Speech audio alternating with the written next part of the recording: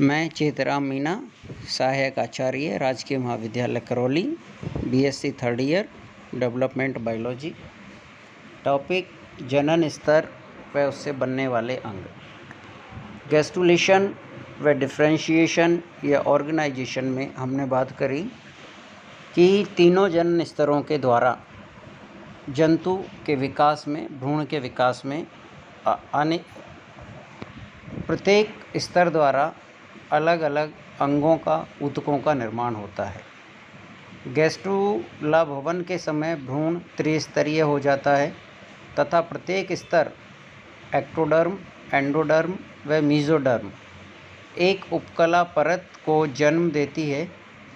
इन अविभेदित परतों से प्राथमिक अंग, प्राइमरी ऑर्गन रेडिमेंट बनते हैं जो विकसित व विभेदित होकर ऊतकों, अंगों एवं अंगतंत्रों का निर्माण करते हैं। इस प्रकार अंग ऊपर वर्णित 3 जनन स्तरों से ही बने होते हैं। किसी अंग में अनेक प्रकार के ऊतक हो सकते हैं। उदाहरण आमाशय की उपकला पेशी, संयोजी आदि अनेक प्रकार के ऊतक पाए जाते हैं, परंतु सामान्यतः अंगों में किसी एक प्रकार का ऊतक ही सर्वोपरि महत्व का होता है। जैसा कि आमाशय में आंतरिक उपकला किसी अंग का महत्वपूर्ण भाग जिस जनन स्तर से विकसित हुआ हो, उसी जनन स्तर से इस अंग की व्युत्पत्ति मानी जाती है। कुछ अंग ऐसे भी हो सकते हैं जिनके महत्वपूर्ण भाग 2 जनन स्तरों से विकसित हुए हो, जैसे अधिवृक्क ग्रंथि व दांत। निम्न अंग या जनन स्तरों के द्वारा उत्पन्न होने वाले अंग। जनन स्तर पहला है एक्टोडर्म के द्वारा बनने वाले अंग। भ्रूण का भाग जो बनाया जाता है वो है सोमेटिक एक्टोडर्म, जो आगे जाके वयस्क में जो निर्माण करते हैं। एक्टोडर्म की सोमेटिक एक्टोडर्म के द्वारा अधिचर्म, त्वचीय ग्रंथियां, शल्क, नख, पंख, रोम, नखर, नेत्र के लेंस। निम्न की उपकला भी एक्टोडर्म के सोमेटिक एक्टोडर्म द्वारा बनाई जाती है, जैसे धृण अंग, नासा गुहा व साइनस, लेबेरिथम, मुहपथ एवं मुखीय ग्रंथि तथा इनेमल या गुदनाल का निर्माण किया जाता है।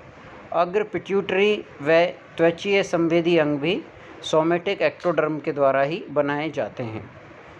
एक्टोडर्म का दूसरा जो भ्रूणीय भाग है वो है न्यूरल क्रेस्ट। न्यूरल क्रेस्ट के द्वारा क्लोम, कंकाल, गैंग्लिया व संवेदी तंत्रिका, वर्णक कोशिका, एड्रिनल की मेडुला का निर्माण किया जाता है। एक्टोडर्म के भ्रूणीय भाग न्यूरल नाल द्वारा तंत्रिकीय ऊतक जैसे मस्तिष्क, मेरुरज्जु, कपाल व मेरुरज्जु की प्रेरक तंत्रिकाएं, रेटिना, दृक तंत्रिका व पश्च पिट्यूटरी ग्रंथि का निर्माण किया जाता है। मध्य जनन स्तर या मीसेनकाइमा द्वारा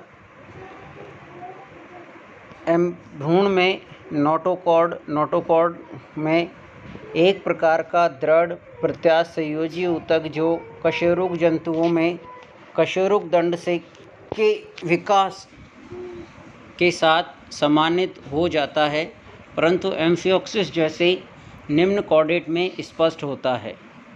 मध्य जनन स्तर का दूसरा भाग है एपिमियर। एपिमियर के द्वारा डर्मेटोम, डर्मिस का निर्माण किया जाता है। स्क्लेरोटोम, कशेरुक दंड का निर्माण किया जाता है। मायोटोम, कंकाली पेशियां व उपांगी कंकाल का निर्माण किया जाता है। मीसेनकाइमा का ही तीसरा स्तर है मीजोमियर। मीजोमियर द्वारा उत्सर्जी अंग व प्रजनन अंगों की नालों का निर्माण किया जाता है। मध्य जनन स्तर की हाइपोमियर द्वारा अंतरंग स्तर, हृदय, रक्तवाहिकाएं, रक्त कोशिकाएं, जनद, अंतरंग कोशिकाओं का निर्माण किया जाता है। देह गुहा का निर्माण किया जाता है। कायिक स्तर सोमेटिक लेयर का भी निर्माण किया जाता है। तीसरा स्तर है एंडोडर्म। एंडोडर्म के द्वारा निम्न प्रकार की उपकलाओं का निर्माण किया जाता है: ग्रेसनी, टॉन्सिल, थायराइड, पैराथायराइड, थाइमस, कंठ, ट्रेकिया व फेफड़े, आहारनाल व सहायक ग्रंथि, मूत्राशय, मूत्रमार्ग व संबंध ग्रंथियाँ। भ्रूण के विभिन्न स्तरों व उपखंडों के व्युत्पन्न अंगों के अनुसार इनके अलावा भी ऊतकों की व्युत्पत्ति कुछ जो है वो जनन स्तरों व उसके व्युत्पन्नों द्वारा होती है। जैसे बाह्य जनन स्तर द्वारा अधिचर्म में त्वचीय ग्रंथि, रोम, नख व लेंस, तंत्रिकीय ऊतक में पीयूषिका, क्रोमोफिल ऊतक। निम्न की उपकला कोशिका भी बाह्य जनन स्तर द्वारा बनाई जाती है: संवेदी अंग, नासा गुहा, साइनस, मुख, मुखीय ग्रंथि, इनेमल व गुदनाल। मीजोडर्म के द्वारा समस्त प्रकार की पेशियाँ, पेशीय ऊतक उपस्थित, अस्थि पृष्ठरज्जु, लसिकाव ऊतक, रक्त व अस्थि मज्जा।